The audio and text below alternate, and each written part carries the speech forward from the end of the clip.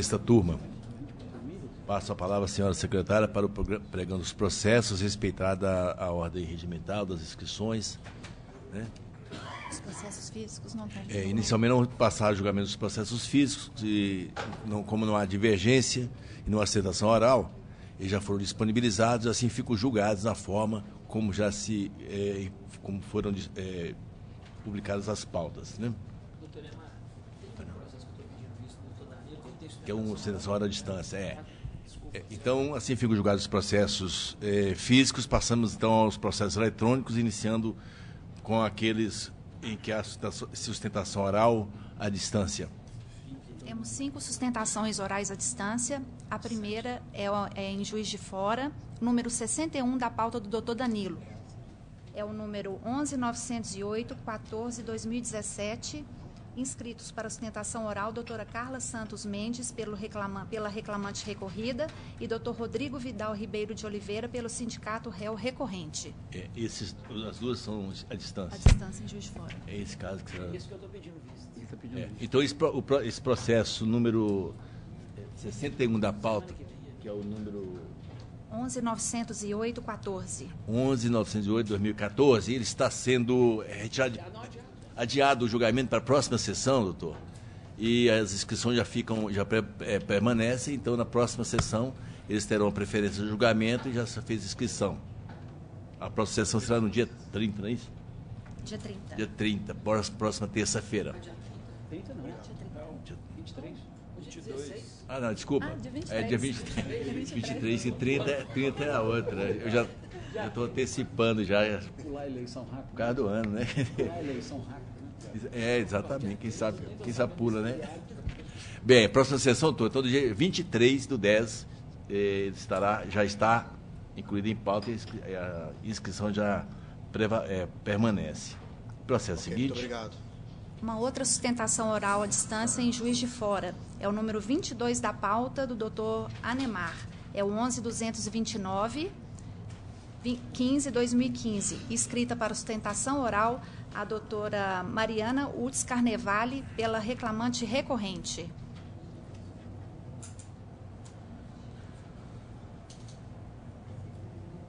Doutora, nos ouve aí de Juiz de Fora? Sim, excelência, ouço bem. Então, eu vou ler a conclusão para em seguida passar a palavra para a sustentação oral. Estou conhecendo os recursos ordinários interpostos, negando o provimento ao recurso da autora e dou parcial provimento ao recurso das reclamadas. A. Para afastar da condenação a responsabilidade da terceira reclamada pelos créditos deferidos na ação. B. Determinar que na liquidação seja observada a súmula 304 do TST. C. Decotar a condenação à indenização substitutiva relativa à estabilidade pré-aposentadoria. D. Determinar que a correção dos créditos trabalhistas que na correção deverá ser aplicada a TR de 28/10/2010 a 24/3/2015 e IPCAE de 25/3/2015 a 10/11/2017 e a partir do 11/11/2017 volta a aplicar a TR. Estou reduzindo o valor da condenação para R$60 mil. A senhora tem a palavra. Excelentíssimos senhores desembargadores, aqui é um cumprimento na pessoa do doutor desembargador presidente, ilustríssimo representante do Ministério Público, senhores servidores e colegas advogados, uma boa tarde. Hoje eu venho sustentar as razões de recurso ordinário contra razões interpostas pelo reclamante, requerendo especial atenção de vossas excelências, inicialmente quanto ao pleito de indenização por danos morais, uma vez que restou comprovado e reconhecido nos autos o atraso no pagamento das verbas rescisórias, fato que é suficiente para ensejar a condenação das reclamadas a indenizar moralmente a reclamante. Ademais, a demissão coletiva exposta nos autos não poderia ser efetivada sem a prévia anuência do Conselho Deliberativo do SESEF, com que a rescisão contratual assumiu um caráter de perversidade, uma vez que essa iniciativa extrapolou as responsabilidades do diretor executivo. Portanto, restou evidenciado nos autos a conduta ilícita, o liame de causalidade e o dano sofrido, nos termos do que preconiza o artigo 186 do Código Civil, motivo pelo qual, data máxima vênia, a reclamante requer a reforma da respeitável sentença para condenar as reclamadas ao pagamento de indenização por danos morais. Quanto à responsabilidade da terceira reclamada, eu gostaria de destacar que a União sucedeu à extinta Rede Ferroviária Federal, então responsável pelo SESEF, motivo pelo qual, com essa vênia, a reclamante entende que esta deverá ser mantida a responsabilidade solidária imposta na respeitável sentença, notadamente com fulcro no artigo 10 da CLT. Obrigada. Não, doutora, todas as questões que foram suscitadas da tribuna, elas foram examinadas no voto e, se houver alguma omissão, obscuridade, terei o prazer em fazer os esclarecimentos por meio dos embargos de declaração. Passo a palavra ao juiz Danilo Siqueira e ao desembargador Jorge Beck de Mendonça. Então, assim se decide, a unanimidade, no sendo o voto do relator. Obrigada, bom dia. Boa tarde, doutora. Processo seguinte. Outra sustentação oral de instância no foro de Juiz de Fora é o número 10 da pauta do doutor Anemar, é o 10.520.66/2018, inscrito para sustentação oral doutor Dimitri Souza Cardoso pela reclamada recorrida. Eu vou ler a conclusão e, em seguida, passo a palavra ao ilustre advogado. Eu estou conhecendo o recurso ordinário interposto pelo reclamante e, no mérito, estou negando-lhe provimento, confirmando a sentença pelos seus próprios jurídicos fundamentos, senhor doutor. O senhor fala pela recorrida, não é isso?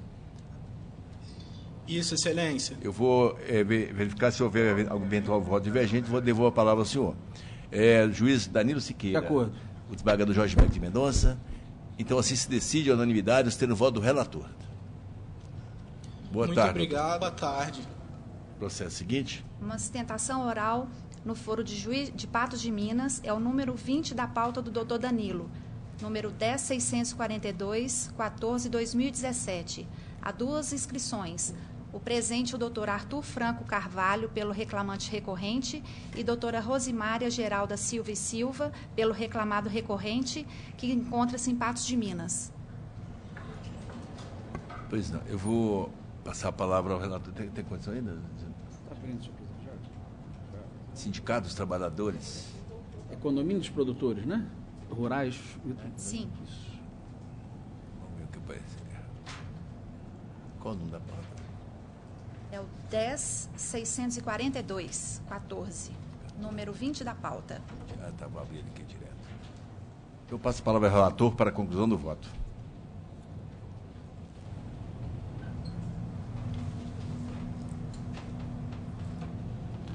Presidente, eu conheço os recursos no mérito do provimento ao recurso do reclamado para 1. Excluir a condenação ao pagamento de horas extras por trabalho aos domingos.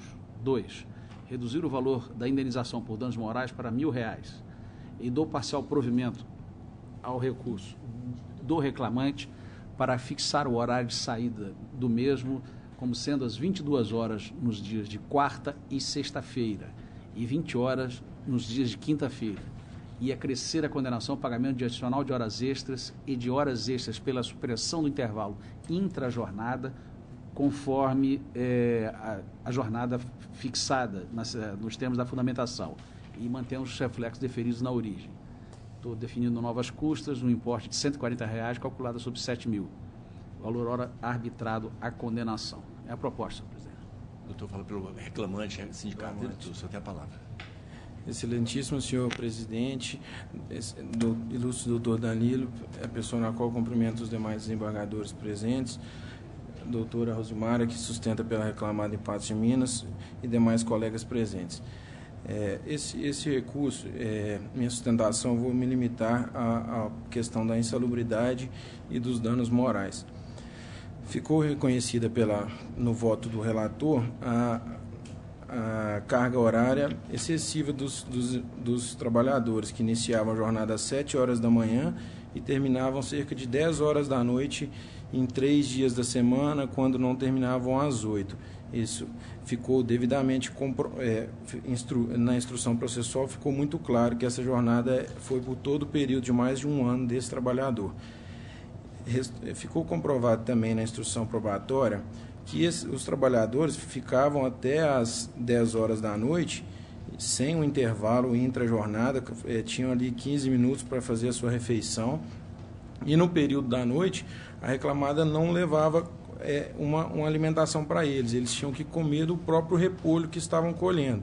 Isso ficou confirmado na instrução probatória pelas testemunhas. O próprio preposto da reclamada confirmou que não era todos os dias que conseguia levar um marmitex.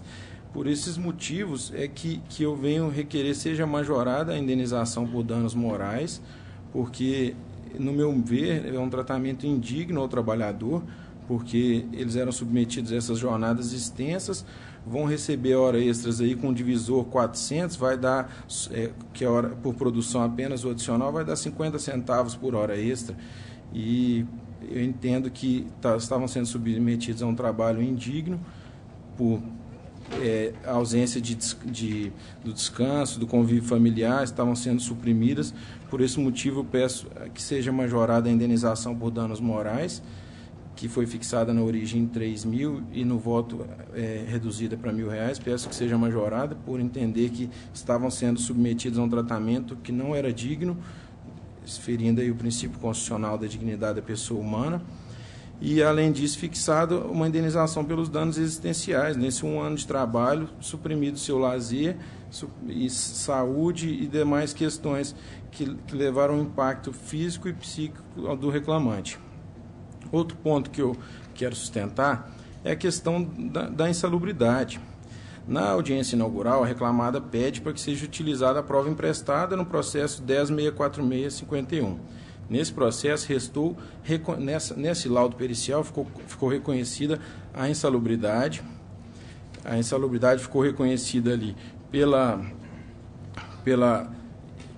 existência, pela radiação não ionizante e pelo agente insalubre calor, que ficou nos termos do anexo 3 da NR15, ele superou em muito os níveis permitidos.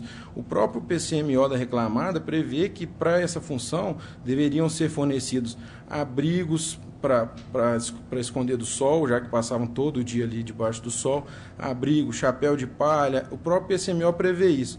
O que a reclamada junta de equipamento de proteção e segurança?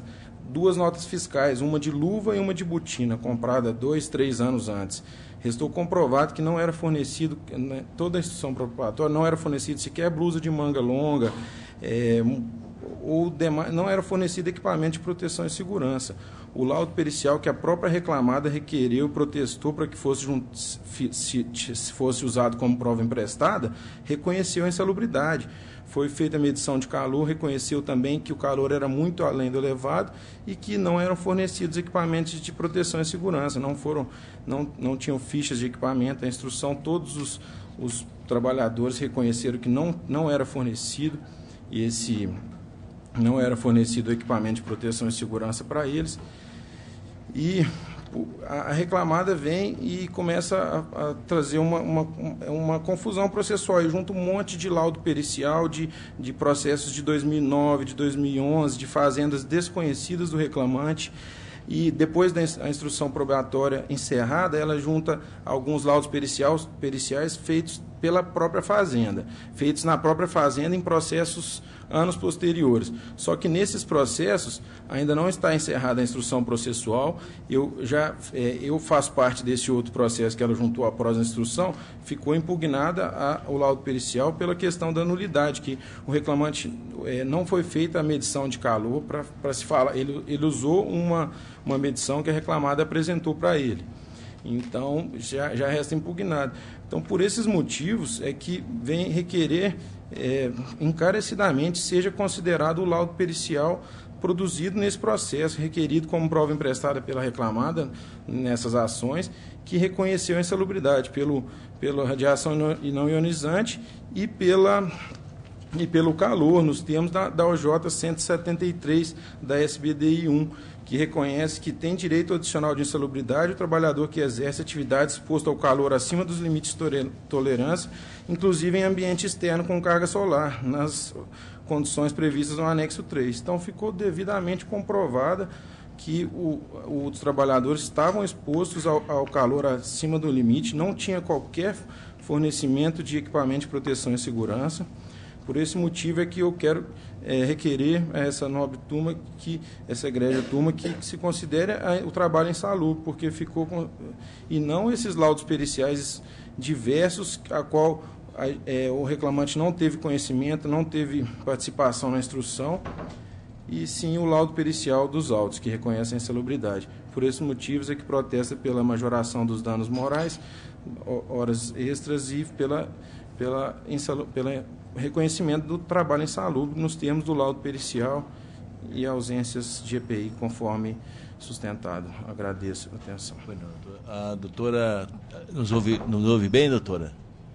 Sim, excelência. Então a senhora tem a palavra. Sim, excelentíssimo senhor desembargador, doutor César Pereira da Silva Machado, senhores revisores, senhor presidente, demais presentes, nobre colega.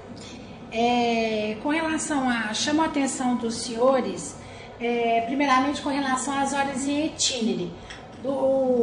Antes do fechamento da instrução processual, o reclamado requereu que se fosse deferida uma perícia no local para verificar a quantidade de horas em itinere, o que foi indeferido, e alegações finais houve protesto do reclamado. Pois bem, foi realizado recentemente uma perícia na própria vara de Patos de Minas, onde o nobre colega atua, também os autos que ele também atua, onde foi constatado apenas 18 minutos de ida e 18 minutos de volta. Inclusive, esse documento foi juntado aos autos. Então, se a reclamada ela já pagou durante todo o decorrer do contrato de trabalho 30 minutos de horas em itinere dia, 15 de idas e 15 de volta, se não for o entendimento de vossas excelências da unidade, então que acatem a tese para redução das horas em itinere, para que as mesmas sejam reduzidas proporcionalmente ao determinado na perícia, que foram 18 minutos de ida e 18 minutos de volta. Com relação à condenação das horas extras, o reclamado entende que houve por essas provas dos autos, caminham pelo contrário.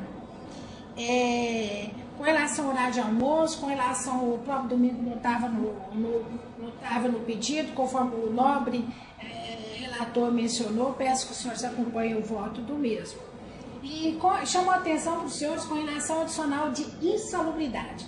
Ao contrário do que o colega fala, o adicional de insalubridade, todas as perícias feitas e anexadas aos autos foram feitas, a maioria recentemente, e com a presença do reclamante, inclusive processo do reclamante, onde o reclamado autua, e todas foram dado vista para que o reclamante se manifestasse. Lá do outro, mesmo se a atividade fosse insalubre, não haveria de haver pagamento, porque é ausente previsão legal. Mas, por outro lado, São Gotardo é uma cidade extremamente fria. Tanto é que lá se produz agricultura. Os senhores podem olhar no mapa aí, qualquer Google, qualquer mapa aí da vida, com relação à altitude de São Gotardo. Ela é uma cidade extremamente fria. Justifica falar que houve exposição ao calor. E muito ao contrário do que o colega fala, além disso, todos os EPIs foram dados. Então, peço aos senhores para que se atenham e que se mantenha a sentença com indeferimento adicional de insalubridade. Com relação à majoração dos danos morais, peço aos senhores que acompanhem o voto do eminente relator, porque entende a reclamada que houve um excesso, não foi da forma que o reclamante Data Vener disse. Não adianta eu fazer uma condenação extrema que vá agravar a situação mais ainda da reclamada. Então, peço aos senhores que atenham ao voto do eminente relator. Pois bem, é só isso que eu tinha a dizer. Pois não, doutor. Todas as matérias suscitadas foram aqui examinadas pelo voto do relator, e havendo necessidade, poderão opor os embargos declaratórios que serão respondidos. Passo a palavra ao desembargador Jorge Berg de Mendonça, ao juiz Eldo Vasconcelos. De acordo, senhor. Então, assim se decide a unanimidade, sendo o voto do relator. Obrigado, boa tarde a todos. Bom trabalho. Processo seguinte. Uma sustentação oral à distância em Uberlândia. É o número 34 da pauta do Dr. Danilo. É o 10.973.13, Inscrita para sustentação oral, doutora Karine de Souza Fraga, pela reclamada recorrente. Pessoal, fazer conexão. Olá, boa tarde. Boa tarde. Doutora, está nos ouvindo? Sim, estou. Boa tarde. A sala disponibilizada aí, doutor, existe togas para os usos dos advogados? Sim, vou vestir.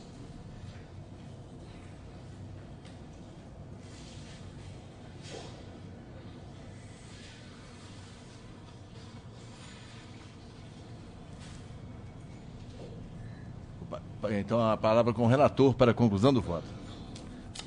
Senhor presidente, eu conheço dos recursos e, no mérito, dou provimento parcial ao apelo do reclamante para a. Fixar a seguinte jornada, das 7 às 18h30, de segunda a sexta-feira, com intervalo de 1h15. Nos sábados anteriores ao fechamento do mês, das 7 às 14h, e em todos os sábados e domingos do mês de novembro, das 7 às 14h, sem intervalo. Dou parcial provimento ao recurso da reclamada para a. Excluída a condenação, a multa atribuída à ré a título de litigância de má-fé. B. Determinar que, na liquidação, seja observada a súmula 340 do TST em relação à parcela variável do salário. C. Afastar a incidência dos reflexos do salário extra-folha em aviso prévio. Eu mantenho o valor da condenação por ainda compatível. A senhora fala por qual parte, doutora? Pela reclamada BRF. Reclamada BRF. Só tem a palavra. Boa tarde a todos, ao desembargador relator, presidente e demais colegas dessa nobre turma. Eu chamo a atenção na questão da exceção de competência. O autor, ele foi contratado em Itajaí, no ano de 2007, para exercer a função de auxiliar administrativo.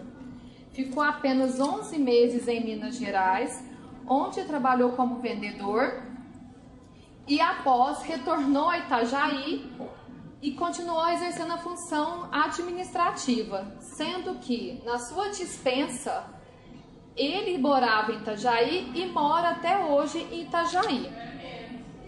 No momento da demissão ele se encontrava, e o tanto que no pedido do reclamante no adicional de transferência, o juiz indeferiu porque ele reside em Itajaí.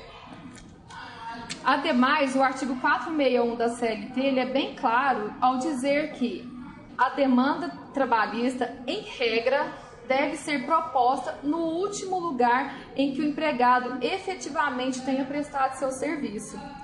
E o TST já afirmou o entendimento no sentido que, sendo a empresa de nível nacional, a competência do juiz é o domicílio do autor. Dessa forma, a reclamada requer que seja declinada a competência para Itajaí, tendo em vista que todo o período, praticamente, do contrato de trabalho deste reclamante foi em Itajaí. No que tange essas horas extras, o reclamante ele trabalhou sempre com marcação de pontos.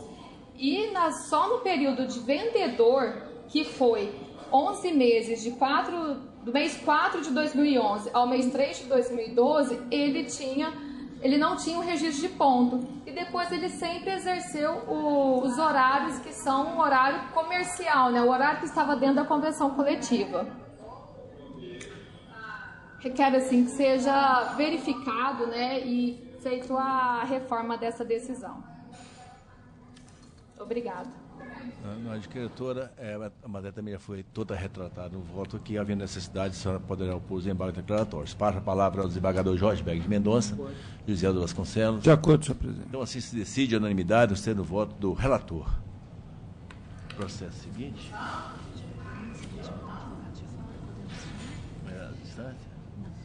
Mas tem mais a distância? Terminado? Então tá. Então, se ama a distância, passamos então à preferência regimental. É o número 60 da pauta do Dr. Danilo, o número 11.877.51/2016. Inscrita para ostentação oral, doutora Renata de Almeida Farago Gomes, pela reclamada recorrente. Número 60 da pauta.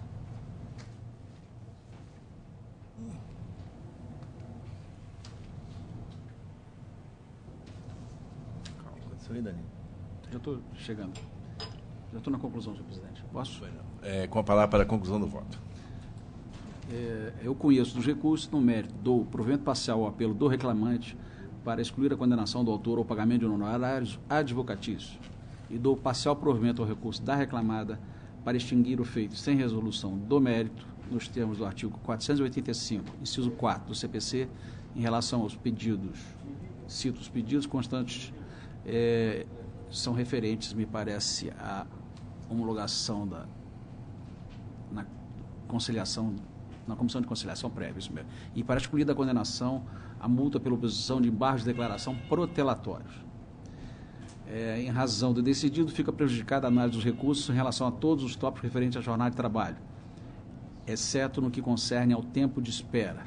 Do mesmo modo, fica prejudicado o requerimento do reclamante constante das contrarrazões de exclusão dos documentos trazidos pela ré junto ao recurso e as alegações sobre inovação recursal constantes das contrarrazões apresentadas pela reclamada. Reduz o valor da condenação para R$15 mil com custas pela reclamada no importe de R$300. A doutora fala pela reclamada? Pela reclamada. Excelência, eu gostaria só de entender, em relação às demais verbas, além do tempo de espera, como diárias... As diárias não se encontravam... Ajuda à alimentação... Eu vou só um minutinho, por favor. Elas não foram objeto. Não foram objeto. Essas estão sendo, então, negando o provimento, estão mantendo a condenação. Só aquelas que constavam do termo de acordo firmado perante a Comissão de Conciliação Prévia, sem ressalva, que foram excluídas, foram extintas. Excelente. Tem, doutora, a senhora usa a palavra.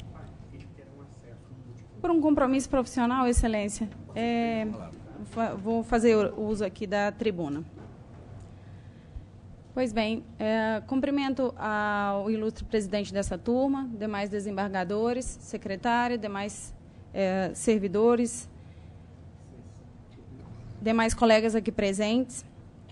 Apesar da possibilidade da realização da sustentação oral por videoconferência, a reclamada faz questão de estar presente a essa tribuna para destacar os fatos inaceitáveis que vêm ocorrendo na comarca de Uberlândia, Excelências. Por quê? Sendo atuante no ramo de transportes, desde a edição da Lei 12.619, a reclamada vem sendo bombardeada por reclamações trabalhistas.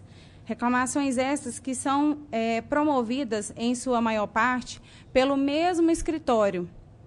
Então, nós temos a seguinte situação: a mesma petição inicial, os mesmos argumentos para impugnação à contestação, e nas audiências de instruções as testemunhas se revezam.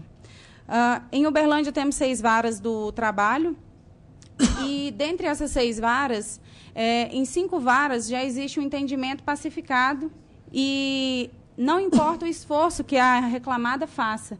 Existe uma sentença padrão que é adotada uma das que foram adotadas nesse caso em comento. Então, não importa o tempo que se passou desde o início da vigência da lei, o investimento que a reclamada vem fazendo num trabalho preventivo, modernizando o controle da jornada dos motoristas, a jornada de trabalho é sempre essa arbitrada, e o que a reclamada, com a devida vênia, discorda pelos motivos que passa a seguir. Preliminarmente, como bem destacou o ilustre relator, de maneira equivocada, o nobre juiz afastou a validade do termo de conciliação, tendo como pressuposto tão somente o valor da conciliação firmada. Vejam, Excelências, que tal fato não possui coerência. Por quê? Nós estamos falando de um ato jurídico e, por isso, se presume a validade do ato jurídico e não a sua nulidade. Analisemos, então, os requisitos desse acordo que foi firmado. Nós estamos falando de um acordo que foi um aviso prévio que foi assinado em 13/9/2014. Em 28/11 é que o reclamante procurou a junta de conciliação. Quando, então, foi designada uma sessão de conciliação somente para 19/12, e aí sim as partes alcançaram aí uma composição. Então, não há se falar em vício de consentimento. É importante destacar que o parâmetro que o juiz utilizou para considerar o valor ínfimo não foram os pedidos que foram elencados pelo reclamante, mas sim as próprias condenações que ele mesmo arbitra, o que é incoerente. Nós estamos vendo aqui que trata-se de uma situação que o reclamante, insatisfeito com suas verbas rescisórias, procurou a junta de conciliação, narrou lá os pedidos que entendia, as diferenças que entendia devidas, a elas foi atribuído o valor de R$4.000. Durante a composição, chegaram a um valor de R$3.000. Então, não há se falar no parâmetro com base nas sentenças que são arbitradas. Justamente porque essas sentenças contemplam inúmeras verbas que sequer foram destacadas aqui, foram objetos de quitação.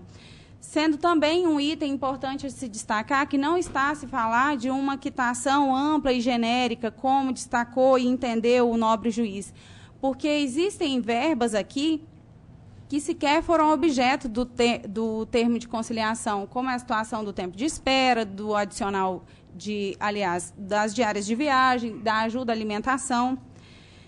E também é importante destacar, excelências, uma questão técnica.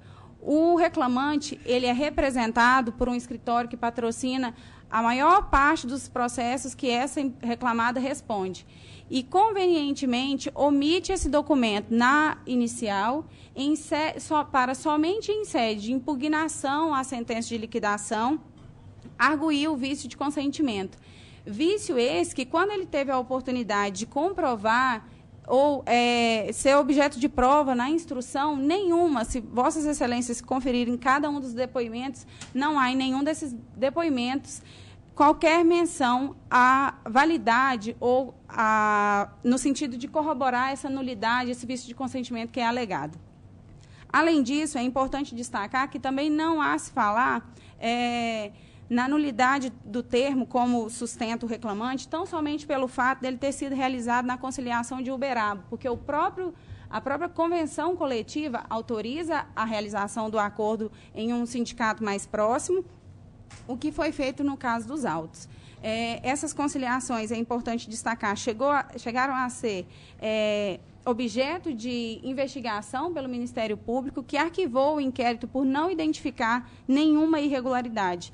Então, a reclamada pede que Vossas Excelências, acompanhando o voto do ilustre relator, reconheçam a validade desse documento.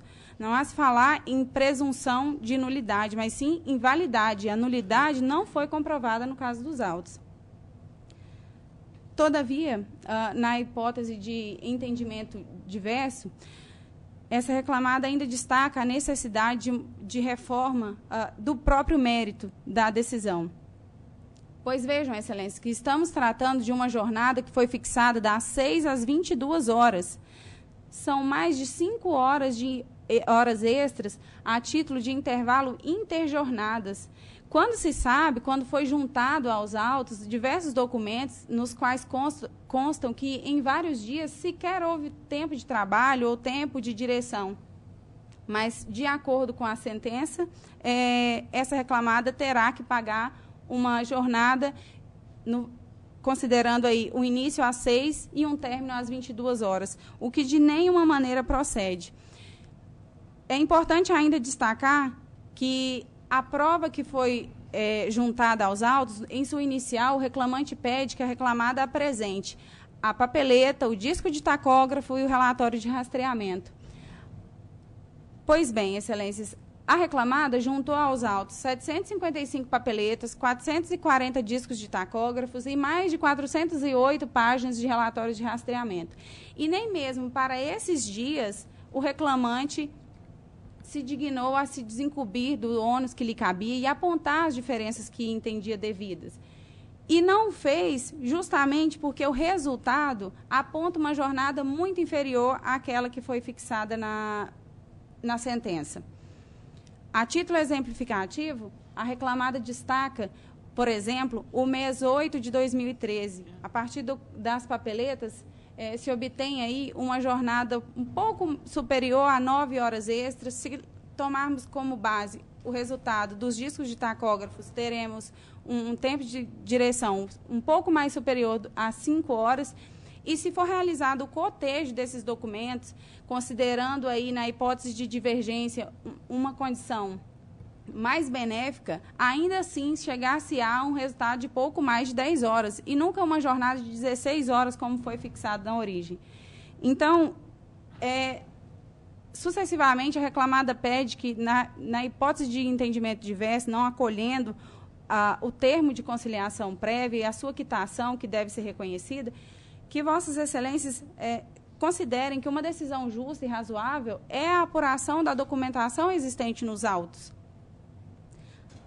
O mesmo se verifica em relação às folgas, que foram completamente desconsiderados os controles de folgas, sobre os quais não existe prova de qualquer vício de consentimento que foi alegado, e o magistrado reconheceu apenas e tão somente 2 folgas mensais, sendo que em diversos meses a documentação aponta que o reclamante usufruiu de 4 folgas ou até 5 folgas. Mas, ainda assim, segundo a condenação, segundo o entendimento da origem, a reclamada seria obrigada a pagar esses dias como hora comum de trabalho, com essa extenuante jornada. A reclamada ainda destaca o fato de que foram fixadas 12 horas semanais a título de diferenças de folgas. Porém, isso, inclusive, foi objeto dos embargos, porque a sentença, ao reconhecer essas 2 folgas, fixou que uma aconteceu no primeiro domingo e a outra aconteceu no terceiro domingo. Logo, se no primeiro domingo de trabalho o empregado se na primeira semana de trabalho o empregado já teve uma folga aos domingos, Excelência, contraria a própria disposição do revogado artigo 235-E, parágrafo 1º da Lei 12.619, que dizia que a folga seria de 36 horas quando a viagem excedesse a uma semana ou fração. Então, também merece reforma nesse sentido. Doutora, a senhora conclui, por favor, que o tempo esgotou. Sim. Por fim, a reclamada destaca a necessidade de seja afastada a multa aplicada por embargos protelatórios, por entender que viola o princípio do contraditório e ampla defesa, tendo em vista os requerimentos exigidos. Encerrado. Toda a matéria foi constante aqui, inclusive a maior parte da sustentação oral já está atendida aqui pela proposta do voto, que está acolhendo, está afastando a nulidade, o termo de conciliação e julgando prejudicadas as matérias relacionadas com a jornada de trabalho, que é a maior parte do objeto do recurso. E, havendo omissão, obscuridade, o relator terá o maior prazer em responder os embargos declaratórios, tenho certeza. Desembargador Jorge Berg de Mendonça, José de Vasconcelos. De acordo, senhor presidente. Assim se decide, a unanimidade, sendo o voto do relator. Obrigada. Processo seguinte. Outra preferência regimental é o número 29 da pauta do Dr. Danilo, 10.840/2017. Inscritos para sustentação oral, Dr. Rosendo Vieira, pelo reclamante recorrente, e Dr. Tairo Moura, pela reclamada recorrida Suzano Papel e Celulose S.A.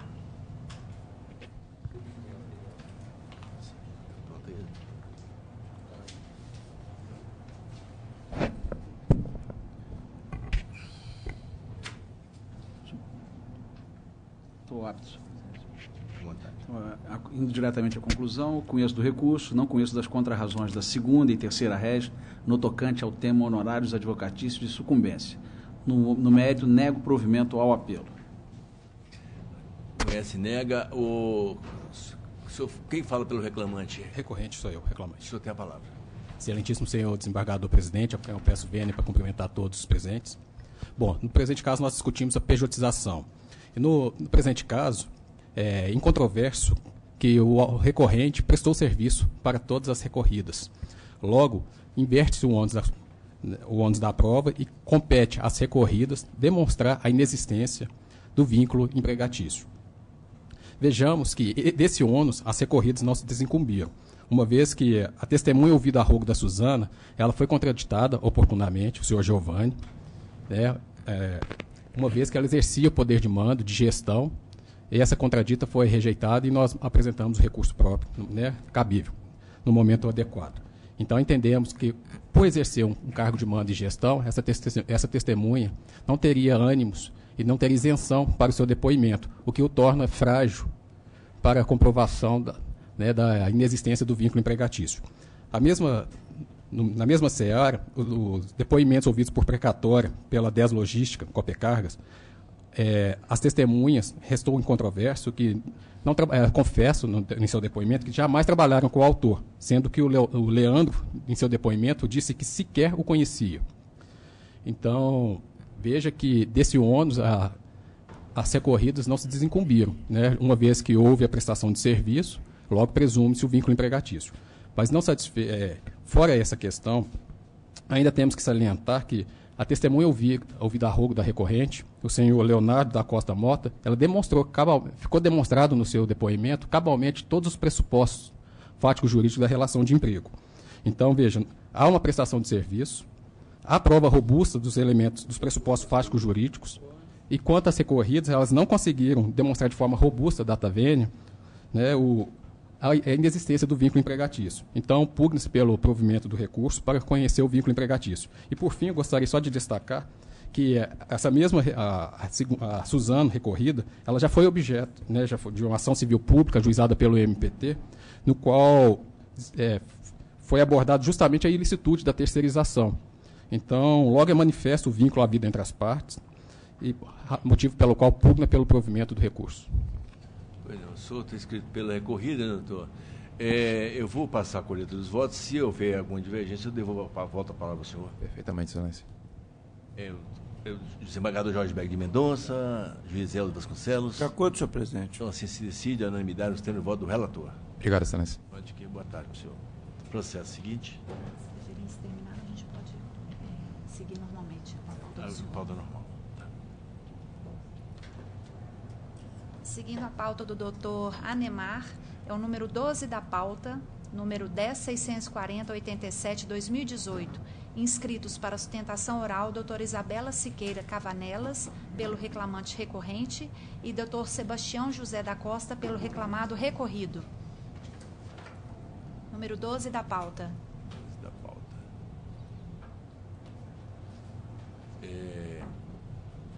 Trata-se de um recurso ordinário em procedimento sumaríssimo.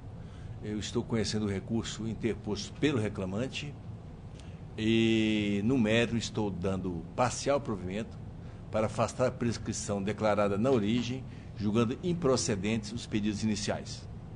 A senhora fala pelo reclamante. Então, a senhora tem a palavra, doutora. Boa tarde a todos, boa tarde aos meus colegas advogados. Como o senhor disse, eu vim hoje falar em nome do recorrente, que é o reclamante, Joaquim Rezende.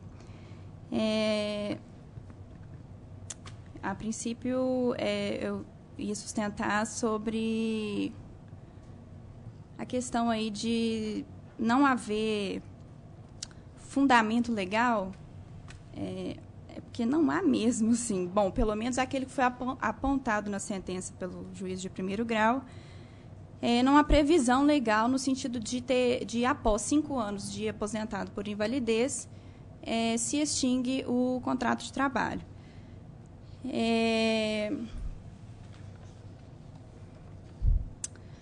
Primeiramente, só retomando os fatos, o que aconteceu foi o seguinte: a situação realmente é delicada, né? A gente tem aqui um afastamento de um aposentado por invalidez há muitos anos, né? A gente está falando de uma pessoa que está há 25 anos afastada e que faz parte aí de tantos outros casos que têm aparecido, sobretudo lá no Núcleo de Assistência Judiciária, de pessoas que estão fora do mercado de trabalho há muitos anos por estarem afastados do INSS e são surpreendidos, né, pela liberação misteriosa, porque a capacidade ao trabalho volta a surgir depois de 25 anos.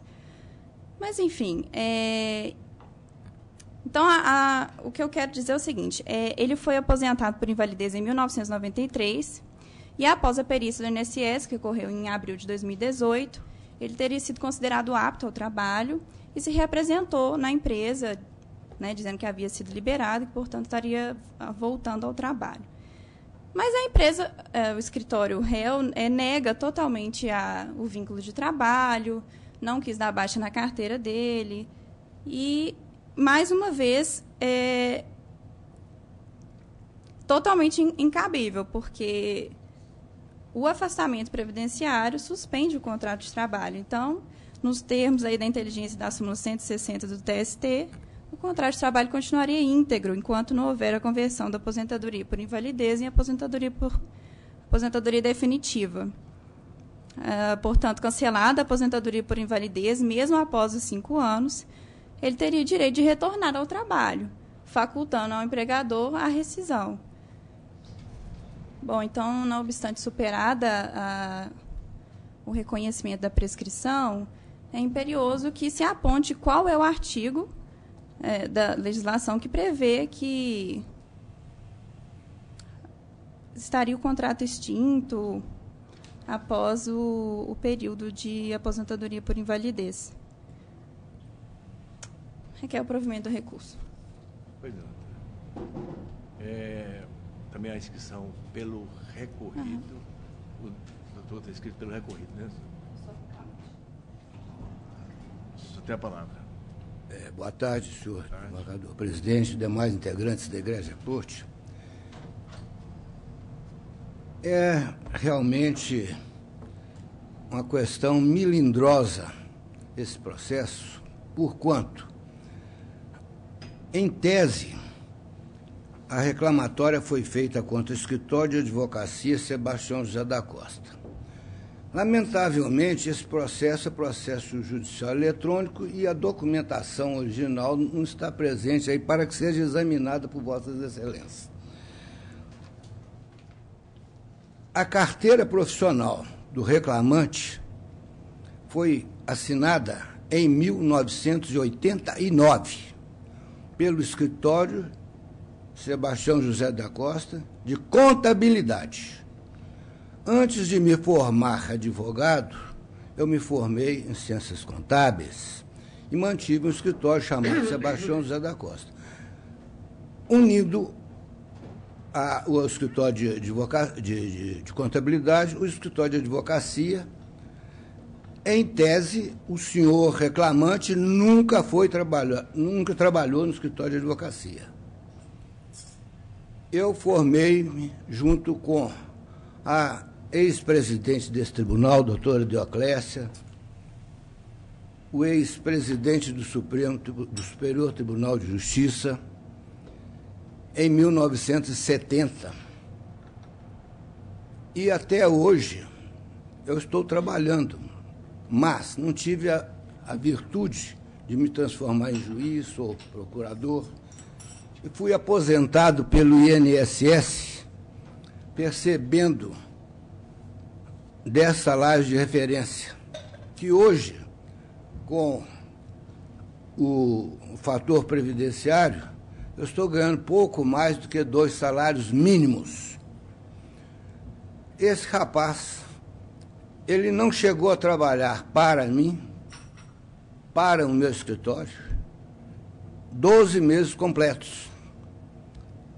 Quando ele tinha 10 meses de trabalho, ele arranjou um afastamento por saúde, sei lá o quê. E por lá ele ficou. Nunca mais tive notícias dele.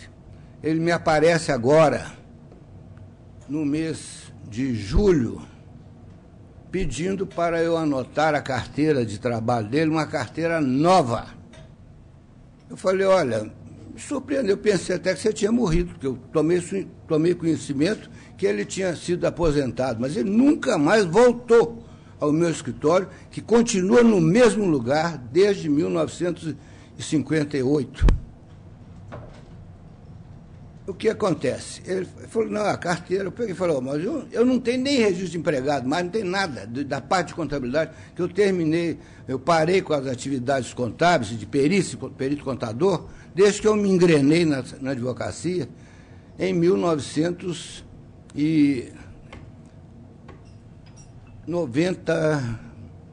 93, 94, não, 90, é mais ou menos isso, nem sei. Só dedicando à advocacia, até hoje. Agora ele me aparece com uma carteira nova tirada no serviço do Ministério do Trabalho. Bom, falei, ó, eu não posso assinar a carteira sua, que eu não sei nem como mais, porque eu não tenho nem registro de empregado, mas eu pus fogo nesse negócio todo. Bom, é isso, essa é a história. Recusei assinar, porque eu não sabia o quê. A única certeza que eu tinha, e que fiquei sabendo depois, que ele falou que tinha perdido a carteira velha. Mas para fazer a reclamatória trabalhista, ele apresentou a carteira nova. E na carteira nova está estampado lá, escritório Sebastião José da Costa, contabilidade. Agora ele vem com a reclamatória trabalhista de escritório Advocacia Sebastião José da Costa. Que não tem firma registrada, apenas é nome fantasia. Então a pessoa é a mesma, mas com duas atividades. Então ele nunca prestou serviços para o escritório de advocacia. E nem chegou a ter um ano de trabalho completo, que nem férias ele não tirou. Então, meus senhores, com os devidos respeitos que eu lhes devo, eu não posso aceitar uma situação dessa, incômoda demais da conta. E a única defesa que eu tenho, praticamente, que eu já perdi até o rumo desse negócio, de tanto ódio, desculpem a expressão, né? Mas é citar um aforismo do paraninfo da minha turma, em 1970, que ele disse assim: advogado, o dia que encontrares o direito lutando contra a justiça, lute pela justiça. Eu vou falar para os senhores, eu não estou disposto a pagar 10 mil e tantos reais, como a reclamatória vem. Porque, em primeiro lugar, eu estou com 82 anos de idade e estou trabalhando. Esse vagabundo, desculpa a expressão, ele ficou 28 anos recebendo do INSS. Então, se ele foi considerado incapaz agora, e por que ele fez durante esses 28 anos que ele não pôde acumular até uma fortuna, arranjar uma atividade qualquer? Porque se ele foi considerado incapaz, essa aposentadoria dele, em termos, foi uma aposentadoria fraudada. Então, eu acho que essa justiça especializada não deve contemplar uma fraude dessa, porque como tantas outras que existiram no país. Então, Vossas Excelências me perdoem meu desabafo, mas eu não tenho condições de pagar uma fábula de dinheiro dessa.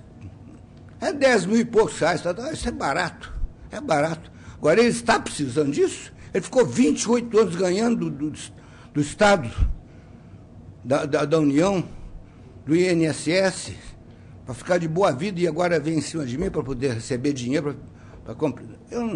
Perdoe-me, senhores. Esse é o meu desabafo, não é minha defesa, é meu desabafo. A situação realmente de uma certa forma... Eu não recebo o que ele está pleiteando. Eu vou ficar tirando a minha aposentadoria, R$ 2.133. Sou pai de família, entendeu? E eu não vou pagar malandro, não.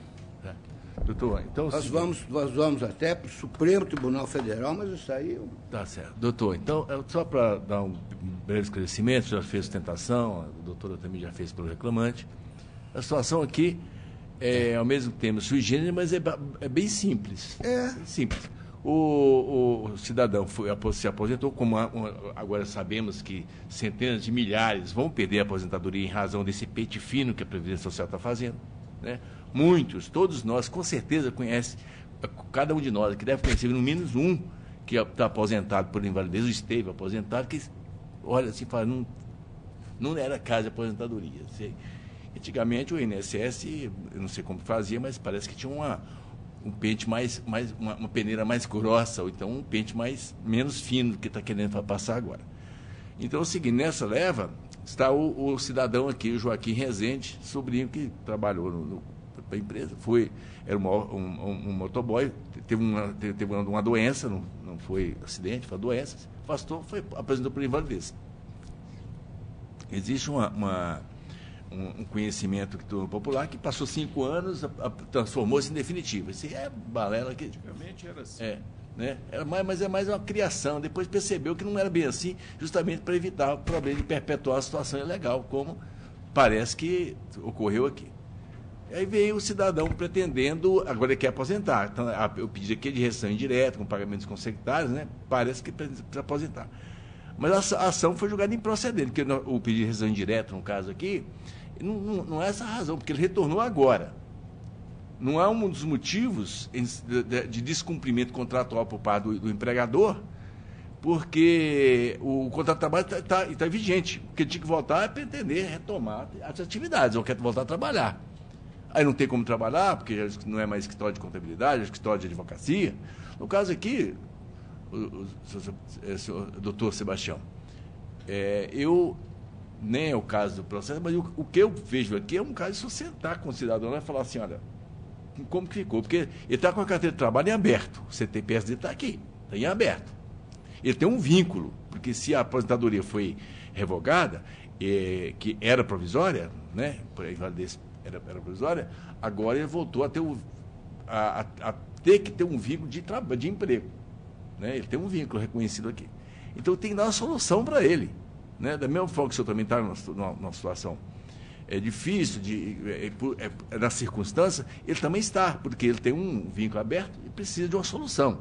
Esse processo aqui, eu confesso para o senhor que eu revi, a solução dada pelo juiz de primeiro grau não me pareceu adequada. Tanto é que eu trouxe até uma segunda proposta de voto aqui, mas eu achei mais que trazer uma solução melhor a primeira, porque continua a mesma situação como está antes, como se não tivesse proposta a ação. O valor que o senhor está colocando é um valor que tem que ter. A parte tem que dar um valor inicial, o senhor sabe muito bem disso, né? Valor para a ação. Mas eu, adentrando aqui, até saindo um pouco da esfera da nossa atribuição, aqui, é caso de sentar. Né? Sentar com a doutora lá, né? Com a assistência judiciária da Milton Campos, né? É um benefício, porque não é um escritório de advocacia, normalmente o objetivo é só, mas é a questão de honorários, no caso que a assistência judiciária busca principalmente solucionar as questões, dar solução para os casos, um imbróglio. Então, a situação está como antes, como se antes, pelo menos nessa instância, como não tivesse registrado a ação. Mas é caso de conciliação. Sugiro até que se procurasse o núcleo de conciliação, ou daqui do tribunal, tem um núcleo com o doutor Antônio Gomes Vasconcelos, está à frente, de férias, mas ele está à frente dele, ele traz muitas soluções. A questão aqui não é só financeira, não é isso. Ou então no primeiro grau também tem um núcleo de conciliação do primeiro grau que tem um funcionamento muito eficaz para esses casos assim, né? É a minha modesta contribuição para que as partes cheguem no entendimento. A minha fala já terminou, Excelência. O senhor me permite só fazer um pequeno esclarecimento. Que, em primeiro lugar, a reclamatória veio como se tivesse ele aparecido no meu escritório no dia em que foi cassada a aposentadoria dele, sendo que ele apareceu lá 2 meses e meio depois. Então, eles estão fazendo o cálculo desde o dia que ele foi cassada a aposentadoria dele. É uma barbaridade. E é a alegação. Então, isso aí depois, né, vai chegar à conclusão. Não é bem assim como é que era, desculpar, mas eu... etc. Mas então eu vou passar a completar o julgamento, doutor, e fica a sugestão, inclusive para a doutora. Nós vamos. Aida, não vou pagar. O juiz Danilo Siqueira. Senhor presidente, na verdade eu vejo um aspecto muito emocional na situação. Eu vejo que o doutor Sebastião está muito exaltado, mas qual é, na minha leitura, eu acho que Vossa Excelência trilhou um caminho aqui bem sensato, de que há um fato aqui inequívoco, que é o CNPJ da pessoa jurídica do escritório de contabilidade foi extinto. Ela encerrou as atividades. Então, como se determinar uma reintegração ou qualquer ato de uma empresa inexistente? Esse é um aspecto que eu acho que não tem como ser ultrapassado. Então, o máximo que eu acho que poderia ser feito é dar baixa no dia da extinção da pessoa jurídica, mas mesmo assim, qual o benefício que ele terá? Eu não sei nem se ele ingressou com uma ação na Justiça Federal com relação a esse cancelamento dessa aposentadoria ou algo parecido, né? Porque é o caminho.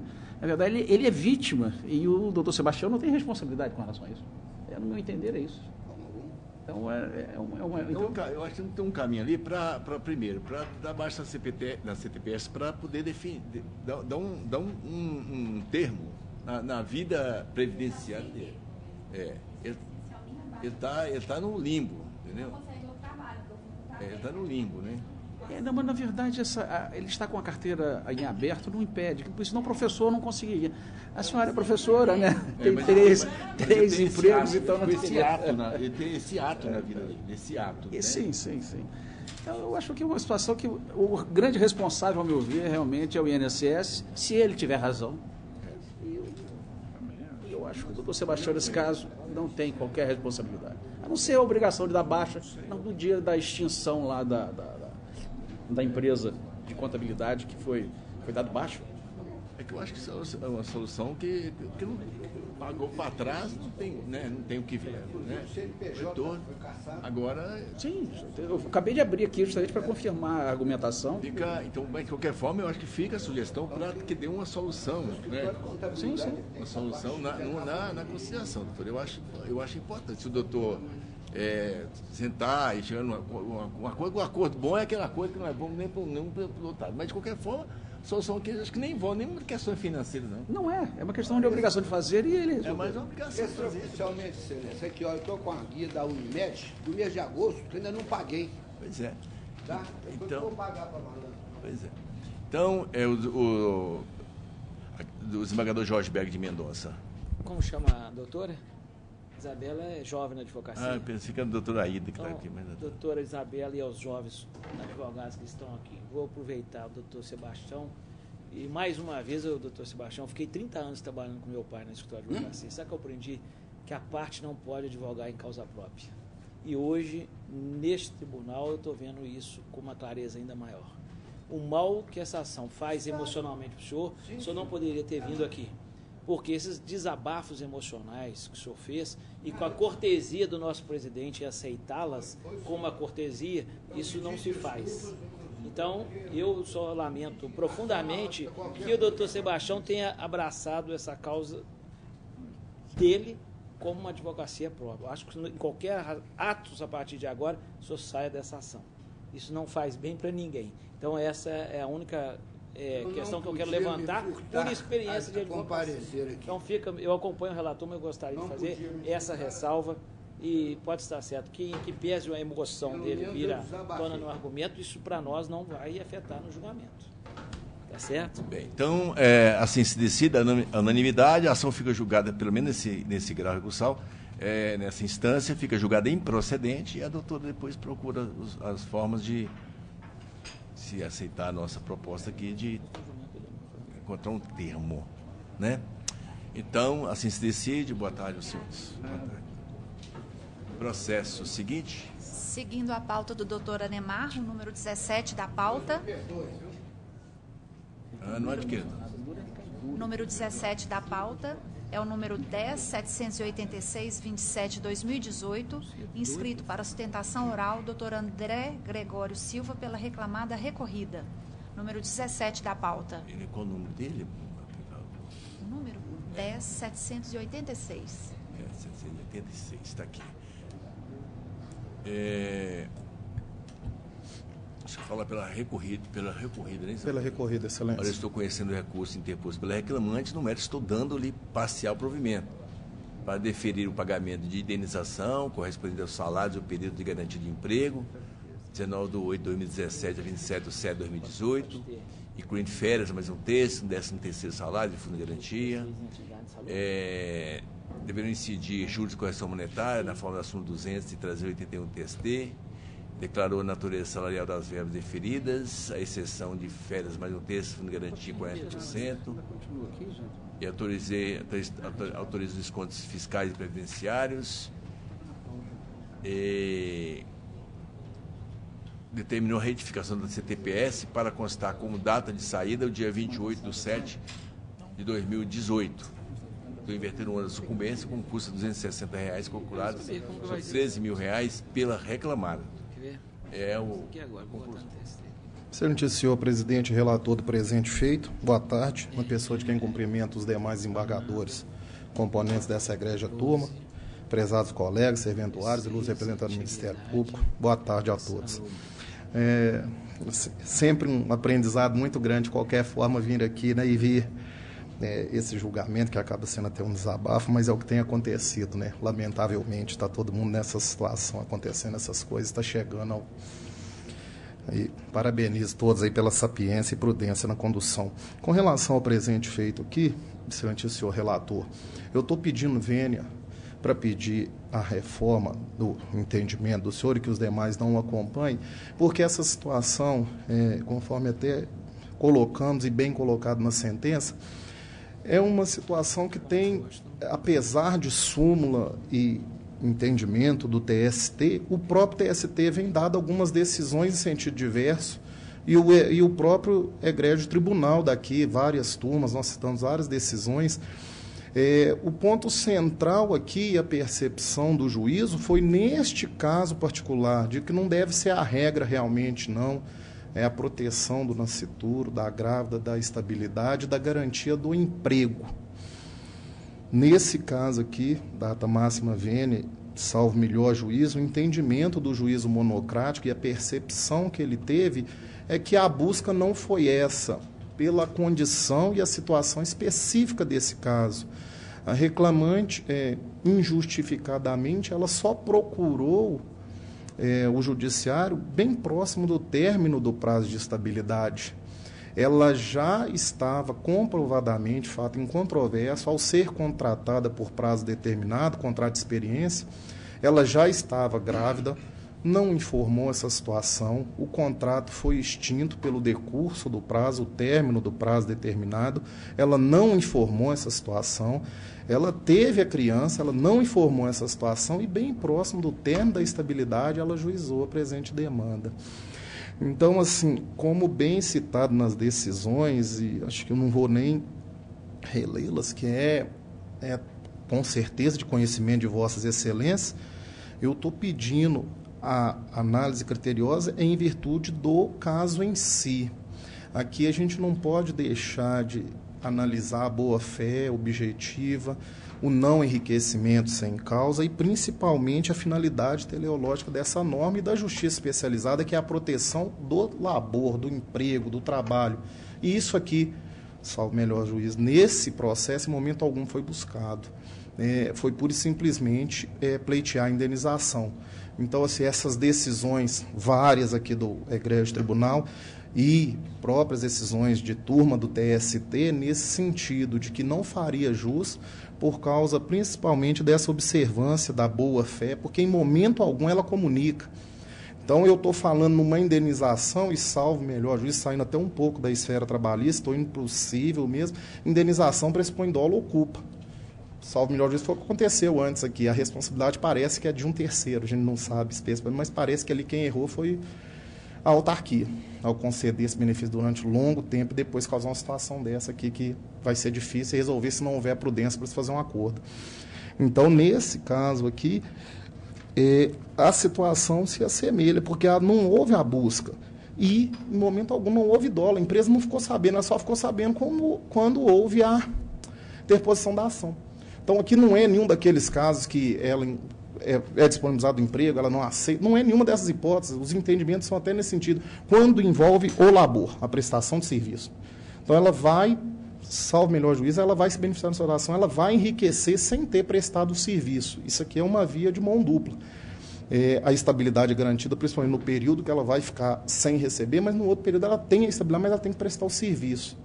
E, encarecidamente, a análise da boa-fé, que parece ao caso. É um caso particular, entendo também que não deve ser a regra, mas aqui a percepção do juízo, nesse sentido, me parece ter sido acertada, e eu gostaria que os demais componentes da turma analisassem essa questão, independente do voto de Vossa Excelência, que também, com certeza, tem os subsidiosos elementos aí, fundamentos, mas nesse caso particular, em momento algum, a empresa foi comunicada. E ela já entrou, então assim, a gente também não pode falar que aqui não podemos tentar entrar na cabeça para saber por quê, mas se pode-se ter até uma hipótese de que ela, já sabendo disso, porque ela já estava quase no 3º mês de gravidez, ela tentou essa contratação justamente para se garantir, e depois nem procurou a empresa, infelizmente, né? Então, com essas singelas palavras, estou pedindo a manutenção da sentença por seus próprios fundamentos. Pedindo ver na Vossa Excelência. Essa é outra questão também, inclusive o Supremo, que até julgou semana passada, né? Eu até tinha dúvidas se ele ia manter esse entendimento, mas felizmente ou infelizmente, eu acho felizmente que infelizmente, o lado do empregado hoje, o trabalhador, naturalmente, o lado mais genérico, no que diz respeito à relação e às condições de trabalho, tem sido bastante desprestigiada, né? Nas várias esferas do poder, seja legislativo, do próprio poder judiciário, mas não é o caso aqui que nós discutimos. Mas essa questão da estabilidade foi muito debatida. Teve uma época que estava sendo quase que unanimidade nesse tribunal, que havia abuso de direito nessa hipótese aqui. Eu também tinha convicção disso. Mas depois a justiça foi progredindo, sobretudo a súmula 244, que sofreu várias, sofreu a súmula 244, a 244 sofreu várias alterações de redação e adequações, inclusive para dizer que mesmo a ação proposta posteriormente, desde que dentro do biênio posterior ao juizamento da ação, mesmo que esgotado o período da estabilidade, ainda assim teria direito, porque estaria protegendo o nascituro. E, como diz o nosso amigo colega desembargador José Murilo de Moraes, nos cabe obedecer, né? Então, em razão disso, doutor, respeitando e considerando a manifestação da tribuna, que eu acho perfeitamente pertinente a hipótese. Mas eu vou... E os fundamentos são esses que eu estou falando para o senhor. Eu vou manter a proposta de voto. Passo a palavra ao juiz Danilo Siqueira. Senhor presidente, eu tinha colocado, inclusive, no voto aqui, se não seria prudente nós aguardarmos o julgamento, né? Do tema da 497, da repercussão geral. Então, o tema é claríssimo, né? A discussão era saber se o desconhecimento da gravidez da empregada pelo empregador afasta ou não o direito ao pagamento da indenização decorrente da estabilidade provisória. Ou seja, a tese já estou superada e não há o que fazer. Acompanho Vossa Excelência integralmente. Desembargador Jorge Berg. Então, assim se decida a unanimidade sendo o voto do relator. Obrigado, Excelência. Boa tarde, bom trabalho a todos. E se a empresa pedir um exame de gravidez, processo, né? Tem a lei 9.000 e pouco aí que dentro está... Não, ela entrou grávida. Ela entrou grávida, no aviso prévio. Trabalhou 2, 3 meses, saiu e só na véspera propôs a ação. Não tem exemplo mais claro de abuso de direito que isso. Eu também não acho que não. Processo seguinte. Número 18 da pauta do doutor Anemar, é o número 10.853.76/2016. Inscrito para sustentação oral, Dr. Alisson Diogo Quaresma, pelo reclamante recorrente. Número 10.853. Eu estou conhecendo os recursos e estou dando-lhe espacial provimento. A ordem da reclamada para reduzir os honorários periciais para R$ 1.500 e ao recurso do autor para crescer a condenação 30 minutos extras diários com os mesmos reflexos e parâmetros definidos para o intervalo intrajornada. A conclusão, do senhor tem a palavra. Okay. Muito boa tarde, senhor desembargador presidente. Estendo cumprimento aos demais presentes nessa turma julgadora, os colegas advogados. A proposta de voto de Vossa Excelência atende à pretensão que da parte autora, agora recorrente. Eu vou aguardar a eventual divergência e me reservar o direito de sustentar em caso de acordo. Juiz, desembargador Jorge Berg, então unanimidade, assim se decide, no sendo o voto do relator. Ok, muito obrigado, boa tarde. Boa tarde. É o seguinte. Tá. Então, os demais votos em que eu sou relator nos processos eletrônicos ficam assim julgados na forma já disponibilizada, examinada pelos... Aqui dentro, nós estamos com um aluno assistindo a sessão. Não fui informada. Então, assim, ficam assim julgados conforme já disponibilizados, examinados e adequados às divergências, inclusive os embargos de declaração. Passamos a pauta, então, do desembargador Jorge de Mendonça. Número 23 da pauta do Dr. Jorge é o número 11.154.25/2017, inscrito para sustentação oral Dr. Vitor Luiz Menezes de Andrade, pelo reclamante recorrente. Número 11.154. O 154, desembargador? Eu estou conhecendo de ambos os recursos, no mérito negando provimento do reclamado, dando parcial provimento do reclamante, para excluir da condenação a determinação de pagamento de honorários de sucumbência a favor do Banco Real e para lhe conceder os benefícios da justiça gratuita. O senhor tem a palavra. Senhor presidente, igreja turma, boa tarde. Aqui o reclamante pede vênia para querer que seja elastecido o voto do eminente desembargador relator para lhe deferir também as horas extras. No caso aqui, o enquadramento de bancário que é previsto no caput do artigo 58 da CLT, no artigo 7º, inciso 13 da Constituição, pressupõe o preenchimento de 2 requisitos de forma cumulativa. O pagamento da gratificação de função superior a 1/3 do salário do cargo efetivo, que é o requisito objetivo, e o exercício de funções de direção, supervisão, fiscalização ou controle, que é o requisito subjetivo. Se demonstrada a ausência de um desses requisitos, mas especialmente do requisito subjetivo, no entendimento do reclamante, deve ser afastada a aplicabilidade do parágrafo 2º do artigo 224 da CLT, enquadrando-se o bancário na jornada de 6 horas diárias. A despeito de pagar ao reclamante a gratificação de função e classificá-lo como gerente, a própria reclamada admitiu que o autor não possuía subordinados a ela, tampouco detendo poderes para contratar e dispensar empregados, não participava da gestão do banco, nem mesmo da agência, se submetendo às ordens do gerente geral da agência. Então, pede vênia para que seja, nesse sentido, não seja acompanhado o voto do eminente desembargador relator, e seja deferido as horas extras de acordo com as provas que entende que foram feitas nos autos. E pede também aqui, excelências, que em relação à indenização por danos morais quanto ao transporte de valores, que também foi julgado improcedente pelo julgador Primevo, entende o reclamante que a prova dos autos demonstrou de forma inequívoca que o reclamante realizava transportes numerados. Ora, o reclamante trabalhava no Bradesco, uma das maiores instituições bancárias do Brasil, e a proposta diz que ele não poderia,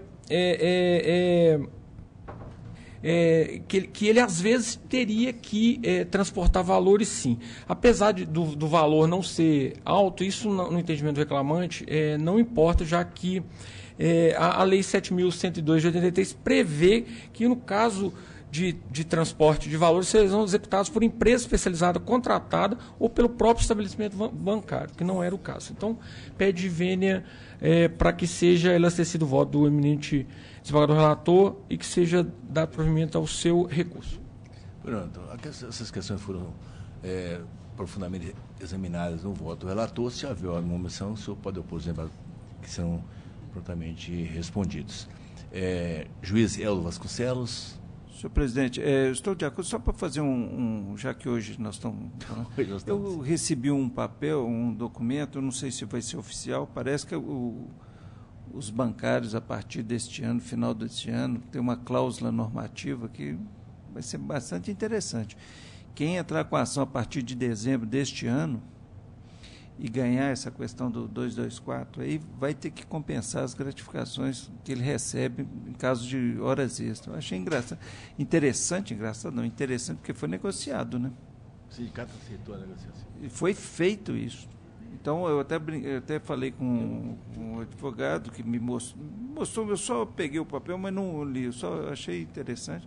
Vai cancelar aquela súmula do TSE. Vai compensar, porque eu acho que uma das coisas que ficaram para trás nessa reforma trabalhista, que eu acho, na minha opinião, foi, primeiro, definir qual que é a jornada de trabalho bancário, porque ninguém aguenta isso, e outra, insalubridade, insalubridade, qual que é o grau. Devia ter estipulado para todo mundo e tal, não sei o que. Mas a Caixa Federal definiu, a OJ 70, né? Ela definiu, exatamente. Mas fala que o empregado tem opção, a gente fala que não vale a opção dele. Mas pelo menos fala. A sua avisou, né? Pois, mas pelo menos se mudou. Se quer o jornal voltar às 6 horas, compensa. Mas ele quer voltar às 6 ganhando 8, né? Caindo. Mais instante caindo, né? Mas o pessoal da Caixa vem à Justiça querendo trabalhar às 6 horas e ganhar 8. Exatamente. Como o 8 fosse. E agora com essa para falar a verdade, eu não vi, assim, só recebi um papel, o advogado falou, doutor, curiosidade aqui, me entregou. Seria interessante, tem vai diminuir bem essa discussão também. Questão de maturidade. E o sindicato hoje precisa trabalhar, né, para poder... Mas eu estou inteiramente de acordo, porque gerente de relacionamento eu sempre dei jornada de 8 anos. Eu também estou de acordo, então assim se decide a unanimidade, sendo o voto do relator. Obrigado, boa tarde, bom trabalho a todos. Processo seguinte. Número 26 da pauta do Dr. Jorge é o 11.440.77/2016. Inscrito para ostentação oral, Dr. Felipe Luiz Parreiras Hilário, pelas reclamadas recorrentes. Número 11.440. Vamos lá. 11.440. 26 da pauta.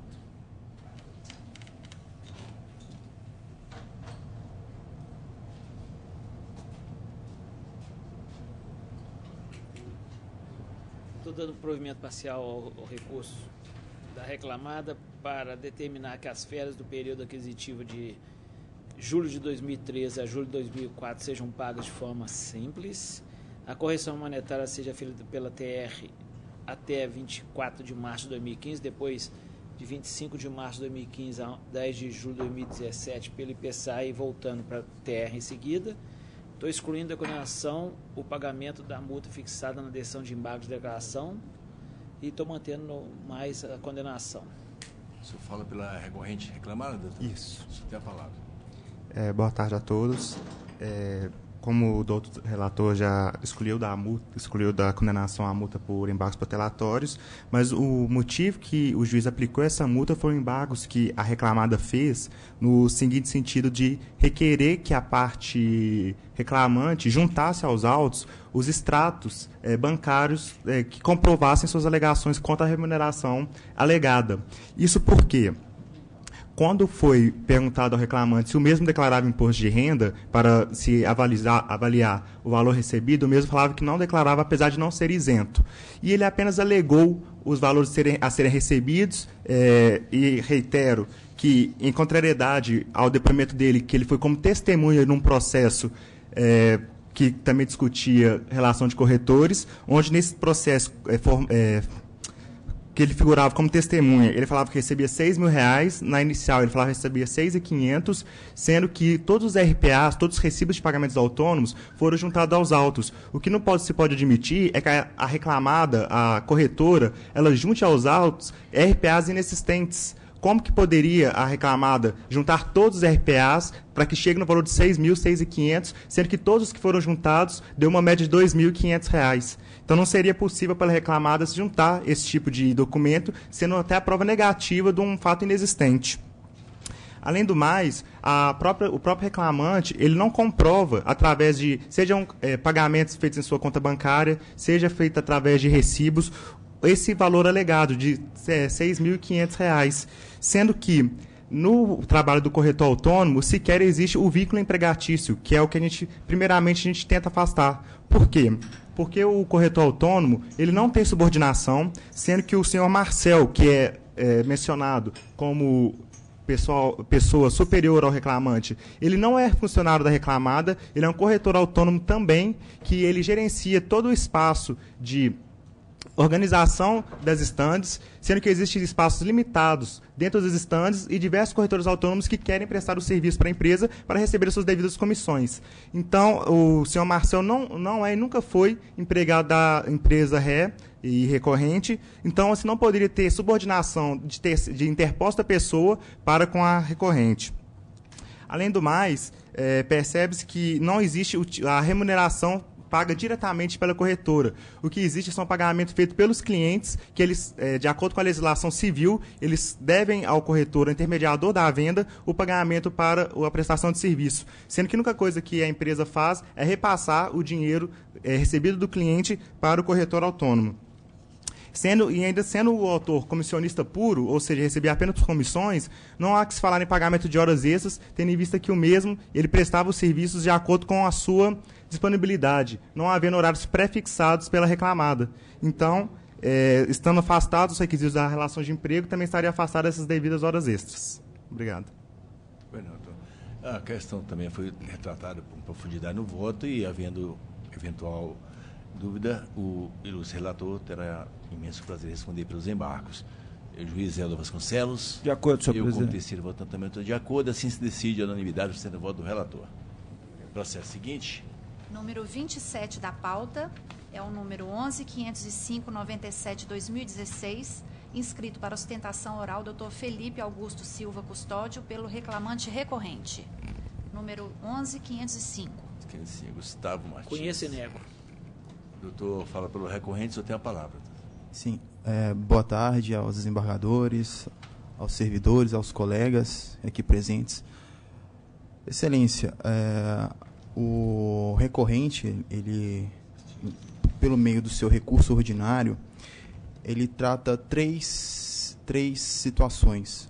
Uma que é em relação à equiparação salarial, a segunda em relação à extensão, né, porque ficou caracterizado que o reclamante laborava em local perigoso, e o terceiro se trata em relação aos danos morais advindos do acidente de trabalho que o recorrente teve no local de trabalho da recorrida. O primeiro ponto que é importante a gente destacar em relação à equiparação salarial. Na sentença do juiz de primeiro grau, ela coloca de forma taxativa que um dos argumentos para o indeferimento seria que o recorrente não teria CNH, né? E eu até, por embargo de declaração, eu versei isso, ele também foi indeferido, que o recorrente ele já tinha 3 meses após da sua admissão, ele já estava com a sua carteira de habilitação. E estar presente nos autos foi um dos documentos constitutivos da inicial.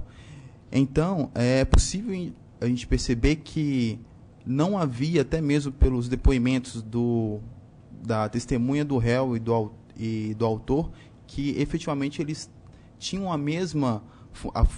havia função diferente na carteira de trabalho, entretanto, no caso concreto, eles tinham a mesma atividade, né? E também é importante a gente destacar que o recorrente ele já tinha 3 meses após a sua admissão, ele já estava com a sua carteira de motorista.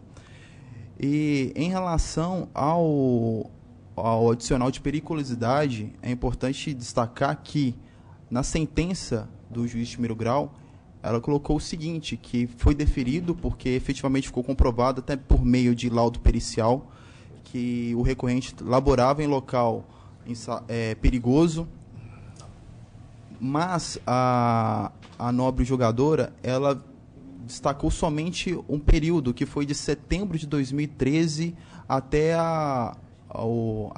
dezembro de 2014.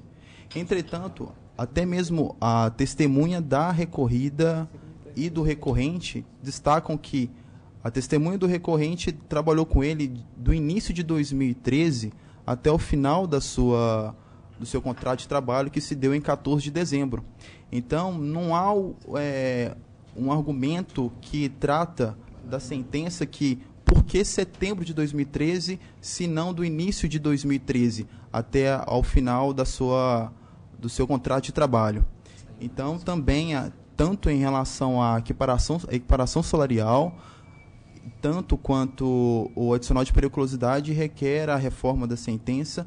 E o terceiro ponto, para finalizar, em relação ao acidente de trabalho que o recorrente sofreu.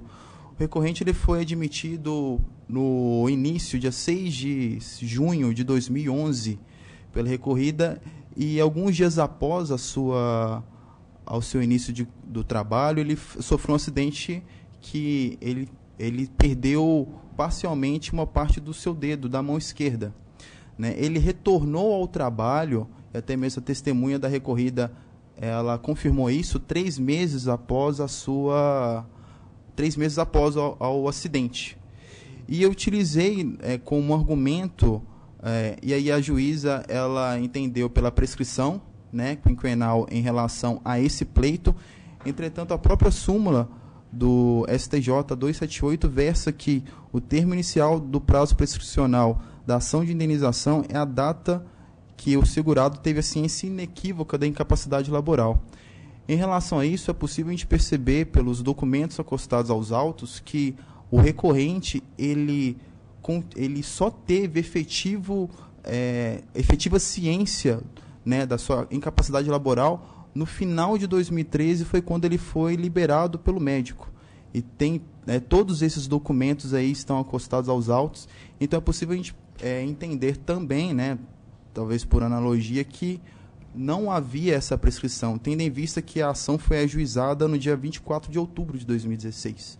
Né? Da mesma forma, requer a reforma da sentença nesses 3 pontos. Desde já agradeço. Boa tarde. Também a matéria foi examinada aqui com profundidade pelo relator, havendo necessidade, o senhor pode opor os embargos que, com certeza, serão bem esclarecidos. Juiz Helder Vasconcelos. De acordo, senhor presidente. Eu, como terceiro votante, estou de acordo. Assim se decide a unanimidade o voto do relator. Processo seguinte. Número 16 da pauta é o número 10.475.71/2017, inscrita para sustentação oral doutora Simone Paula Gonzaga, pelo reclamante recorrente. Número 10.475. Relator com a palavra. Essa matéria é relativamente recorrente aqui na turma. Eu estou conhecendo do recurso, estou dando parcial provimento apenas para excluir da condenação pagamento de honorários advocatícios, 5% sobre o valor da causa, bem como para conceder ao reclamante os benefícios da justiça gratuita. A senhora fala pelo reclamante? A senhora tem a palavra. Bom, trata-se aqui de um pedido de reintegração, né, em que o empregado ele aderiu a um plano de demissão voluntária do Banco Itaú. Essa dispensa ela não foi homologada pelo sindicato, porque o entendimento é de que o empregado ele deveria ter tido a participação de um intérprete, né, para ajudá-lo quando dá adesão a esse plano de demissão voluntário. Outra questão também, que a homologação não foi realizada, é porque a empresa ela não comprovou a contratação prévia de um empregado nas mesmas condições que o empregado que estava sendo dispensado. Então, o empregado ele entende que essa dispensa ela foi nula, porque ele não teve, né, a participação de um intérprete para poder ajudá-lo quando dessa adesão ao plano de demissão voluntária. Então, ele entende que é devida a sua reintegração. Então, a gente pede provimento nesses termos. Essa também a matéria ela foi profundamente examinada, doutora, com relação à adesão, à ausência de vício no procedimento. Ele mesmo, por interesse dele, conforme exaustivamente tratado no voto do relator. Havendo necessidade de esclarecimento, a senhora poderá opor os embargos declaratórios que o ilustre relator, com certeza e prazer, fará as devidos esclarecimentos. Juiz Helder Vasconcelos. Inteiramente de acordo, senhor presidente. Eu, como terceiro votante, também estou de acordo. Então, assim se decide a unanimidade o ser o voto do relator. Obrigada, boa tarde. Boa tarde. Processo seguinte. Número 14 da pauta é o processo 10.389.07/2015, inscrito para sustentação oral Dr. Pablo Trancoso Oliveira pelos executados agravantes.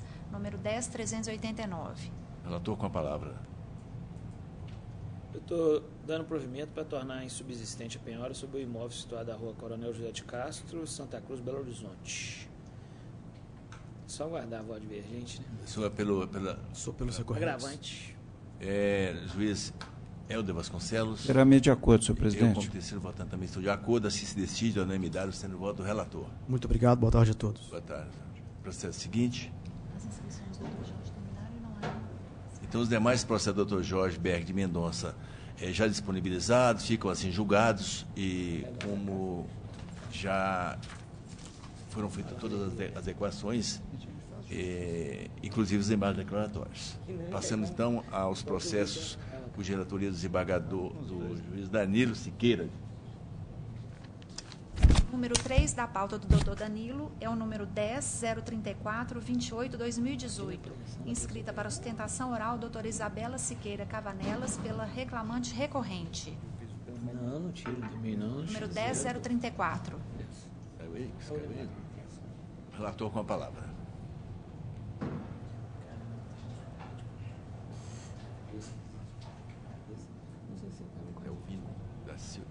Senhor presidente, a minha proposta de voto conheço o recurso no mérito, nego-lhe provimento. O senhor fala, a senhora fala por qual parte, doutora? É pela autora recorrente. Então a senhora tem a palavra. Boa tarde de novo. Vou ser bem rápida. Inicialmente, eu queria só reiterar a preliminar de nulidade, em razão da necessidade de ter se produzido prova pericial para ser demonstrado o estado de incapacidade da autora de retornar às suas atividades. E, consequentemente, afastando, assim, o ânimo de abandono de emprego, que foi o que foi considerado pelo juízo de primeiro grau para manter a justa causa aplicada. E o fundamento é o seguinte, que a concessão do prazo para a autora se manifestar denuncia justamente que ela não teve conhecimento nem da defesa, nem dos documentos que foram acompanhados. E a tese da defesa justamente de que a obreira tinha capacidade, nega recebimento, inclusive, de alguns atestados médicos que denunciariam aí a incapacidade dela de voltar ao trabalho. Então, seria necessário a perícia, a parte autora só teria ciência da necessidade da realização da perícia após conhecimento dos exatos limites da lide, né, da resistência do réu. Então, a preliminar de nulidade é nesse sentido, de requerer o retorno dos autos à primeira instância para que seja feita a prova pericial. Superada a preliminar no mérito, o ponto essencial assim, do nosso recurso é a necessidade de existirem 2 elementos para a configuração do abandono de emprego, né, que foi o que foi considerado pelo juízo de primeiro grau. Então, você tem o elemento objetivo, que ele é indicado tão somente pelas faltas, e o subjetivo, que é a intenção do empregado de realmente não mais retornar ao trabalho. E isso não está efetivamente demonstrado nos autos. A gente tem uma pessoa com um gravíssimo grau de depressão, ela não até a fala é lenta, ela não tinha a menor condição de voltar ao trabalho. E, assim, não tem nos autos a demonstração do abandono, porque a própria empresa reconhece que, após o estado gestacional dela, ela passou por um estado depressivo, né? Isso não foi negado pela empresa. A empresa reconhece que ela vinha tentando, através do INSS, um afastamento para recebimento de auxílio-doença. Então, assim, uma pessoa dessa não está configurado assim, o abandono de emprego. E eu não posso desconsiderar ainda que é uma pessoa que trabalha na empresa desde 2011, ela está há 6 anos aí de serviço para reclamada, quando então ela foi afetada aí por um estado, por alterações no seu estado psíquico que levaram ela a ter realmente essas ausências. Mas, em respeito ao princípio da continuidade da relação de trabalho, é preciso que existisse nos autos prova cabal do ânimo do abandono. E não tem ânimo. Assim, a gente tem atestados que foram recebidos pela empresa, mostrando que ela realmente estava nesse estado depressivo, a empresa sabe que ela estava tentando um afastamento pelo INSS, então, assim, efetivamente, o entendimento que a gente está querendo sustentar aqui é que é necessário a configuração dos 2 elementos, não apenas do objetivo, mas também o subjetivo, que é o ânimo de abandonar o trabalho. Então, com essas razões, espero o conhecimento do recurso e confia no seu provimento. Senhor presidente, aqui como é o Hamilton Campos, a doutora Isabela está fazendo inclusive no outro era a mesma situação, só uma explanação. Eu estava verificando aqui na 47ª, que é a ex-vara da doutora Adriana Goulart de Sena, sempre fez audiência 1, na minha 48ª, dela 47ª. Realmente, infelizmente, a ata virou uma armadilha. Né? Virou uma armadilha. A ata virou uma armadilha, porque encerrada a instrução processual, conceda o prazo, até por uma deferência, até às meia-noite de hoje para se manifestar sobre a defesa. Quando naquele momento que tinha que requerer a prova, né? Infelizmente. E esse é jargão do processo eletrônico. Antigamente não era nada disso, né? Porque como é que você manifesta? A não ser, mas bater na porta da justiça. Não, eu acho que concedeu um prazo e, na verdade, tinha que ter chegado na hora e... Infelizmente, eu acho que não tem como superar e declarar a nulidade aqui. Mas o restante, o voto já foi distribuído, a questão é só análise de prova, só em homenagem a Hamilton Campos. para expor essa situação. Mas você sabe o que é, doutor Danilo? Quem querer entrar no mérito entrando, eu falo isso muito com advogado. Advogado tem mais pressa que juiz. E eu sempre falo assim, não, aguarda aí, mano. Aguarda, leia a ata. Ninguém lê a ata. E aqui está escrito lá, eu vi, no processo declaram as partes com desejo de produzir outras provas e tal. Por deferência, ele deixou que fizesse essa impugnação. Sei lá, eu odeio audiência una, talvez até por isso, então, mas eu nem sabia que era audiência una. Eu não conheço o juiz, nós estamos ficando velhos. Não conheço ele. Não conheço. Então, eu não. Pode ser que ele seja aluno do Dr. Carlos Henrique, nosso ex-colega, né? Então pode ser que ele tenha feito pode ser. O Dr. Carlos Henrique não fazia UNA, não. A 10ª não fazia UNA, não. Pois é, que é professor lá na minha agora que eu... Não, por isso que eu falei, pode ser que ele tenha sido aluno do A gente tem que ficar... Porque a ata é para todos, não é só para juiz. A gente tem que, todo mundo ali tem que prestar atenção no que está acontecendo. O desembargador Jorge Beck de Mendonça está de acordo, o juiz Helder Vasconcelos também. Então, assim se decide a unanimidade, havendo necessidade de esclarecimento, a doutora poderá, com certeza, opor os embargos. Obrigada, boa tarde para você. Boa tarde. Processo seguinte. Número 6 da pauta é o número 10.242-24/2018. Há duas inscrições, o doutor Marcelo Soares Rodrigues Coelho pela reclamante recorrente e a doutora Gabriela Oliveira Moura pelo reclamado recorrido. Número 10.242.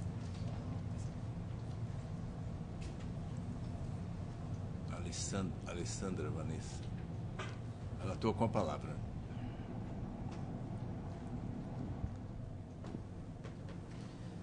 Só um minutinho, senhor presidente. O voto é extenso?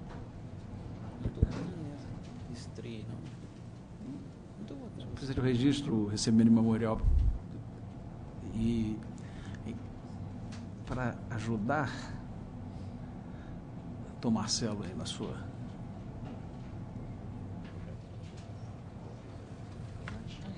Doutor Marcelo pela reclamante. O voto anunciou um cacete. Mas não tem nenhuma divergência dele essa semana, não. Eu estou conhecendo negando provimento e com base naquela argumentação de que o paradigma não exercia a integralidade, principalmente como a implantação do Departamento Nacional, DN. A própria autora, em seu depoimento, narra isso. É a minha proposta. Conhece e nega o senhor pelo reclamante, recorrendo, doutor? O senhor tem a palavra. Sim. Senhor relator, os demais julgadores, nobres colegas, exatamente isso. Como o próprio relator falou, a única divergência de atividade que foi apontado e que confessado, que a gente não pode negar, é que o paradigma participou de 2 reuniões dessa implantação do sistema do DN, que sequer foi para frente. Bom, é importante esclarecer que a equiparação salarial o que a função dos dois é assessorar o superintendente, depois denominado gerente.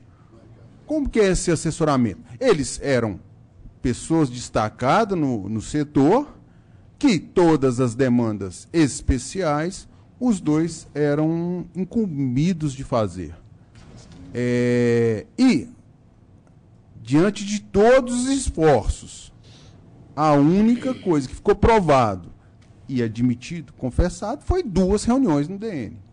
Mas o que eu mesmo alego e coloco isso no meu recurso, que quando uma determinada tarefa era passada para outra tarefa era passada para outro. E isso ficou claro, data vênia,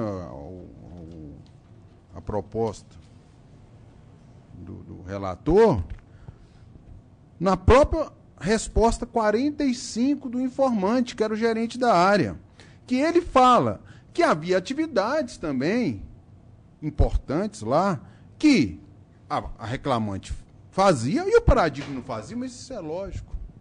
Isso era lógico.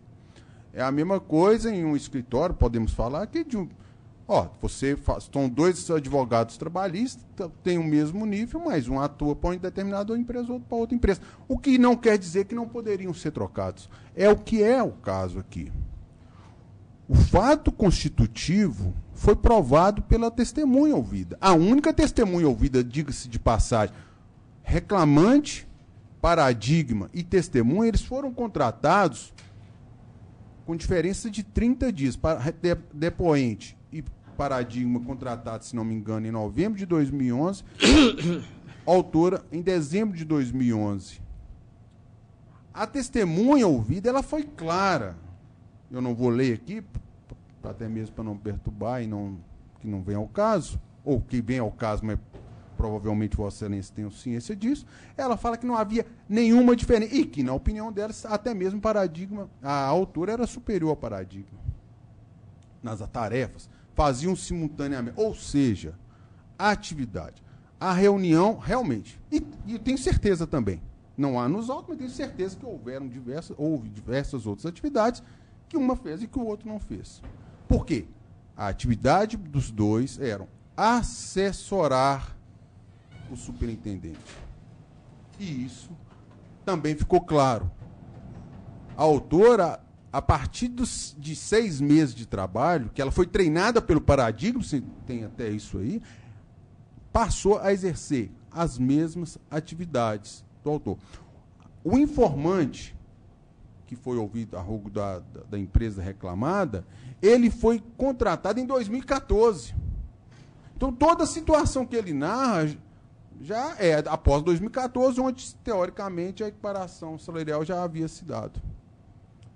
Então, eu peço vênia ao entendimento, à proposta de voto do relator, para tentar que se analise com essa cuidade, com essa questão de atividade.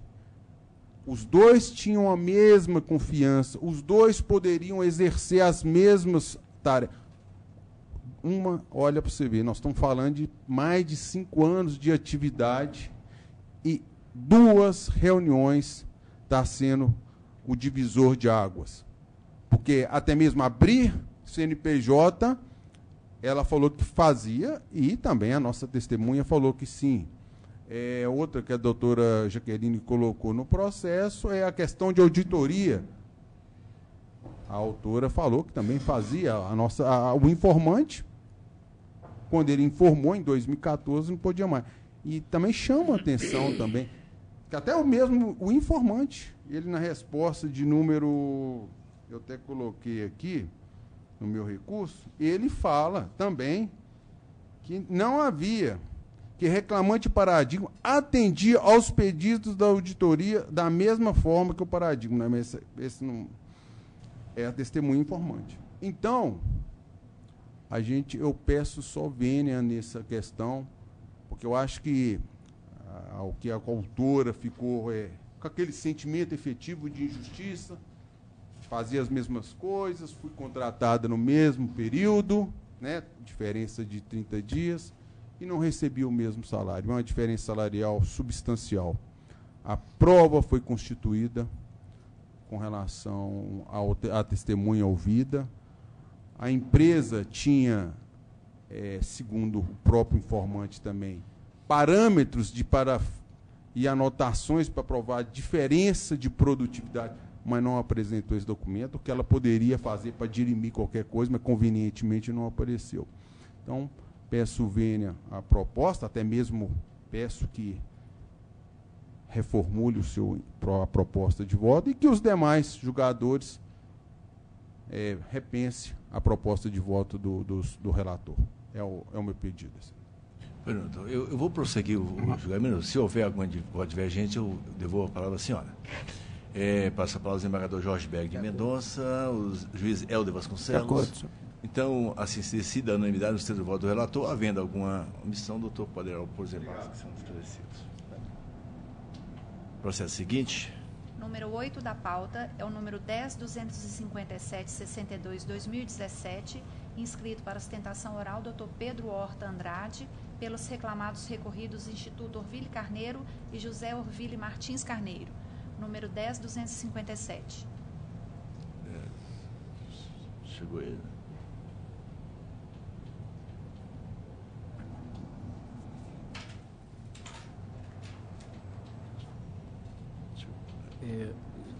Senhor presidente, desculpa, eu não estava... Não, eu achei que estava passando aqui. Não, eu conheço dos recursos no mérito do provimento ao apelo da União Federal para determinar a incidência da contribuição previdenciária sobre o aviso prévio indenizado e dou parcial provimento ao recurso da reclamante para acrescer a condenação à multa do artigo 467 da CLT. Estou discriminando a parcela de natureza indenizatória e manter o valor da condenação por ainda compatível. Me parece que o doutor é advogado apenas do Orville Carneiro, então eu estou mantendo as sentenças de primeiro grau do mesmo como estava. Isso mesmo. Então, se houver voto divergente, na verdade é só com relação à responsabilidade. Como é recorrida, né? Então está mantendo o primeiro grau. O desembargador Jorge Berg Mendonça de acordo, o juiz Eldo Vasconcelos. Senhor presidente, mais nada, o Orville Carneiro, o senhor, né? Uma homenagem ao senhor, ontem foi o dia dos professores, então o senhor se sinta homenageado. Professor de um curso aí, foi um dos pioneiros em Belo Horizonte, cursos preparatórios, né, para vários cargos, famoso. Eu estou inteiramente de acordo, então fica só aqui a homenagem ao professor. Muitos servidores. Inúmeros. Então assim se decide a unanimidade sendo o voto do relator. Boa tarde a todos. Boa tarde. Não conhecia ele, não. Mas eu não conhecia a pessoa. Processo seguinte. Uma inscrição feita hoje é o número 27 da pauta, o número 10.803.56/2016. Inscrita para ostentação oral, doutora Silvana Crispim de Souza, pela reclamante recorrida, número 10.803. É o número, por favor? 10.803. Não, mas da pauta, por favor. É o número da pauta? Número 27. Agir de boa fé. Isso que eu não encontro.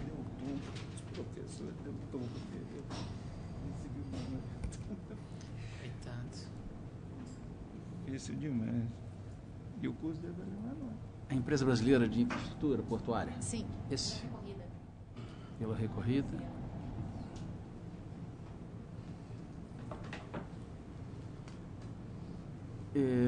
Eu conheço do recurso, com exceção do tópico juros de memória e correção por inovação recursal e no mérito nego-lhe provimento. Está pela corrida, desembargador Jorge Berg de Mendonça, juiz Eldo Vasconcelos. Então, assim, fica decidido na forma do voto do relator a unanimidade. Boa tarde. Processo, aliás, tem citação? Não, terminaram as sustentações e não há nenhuma pendência. Nenhuma pendência. Então, assim fica, não havendo dependências e nenhuma sustentação oral, os demais votos do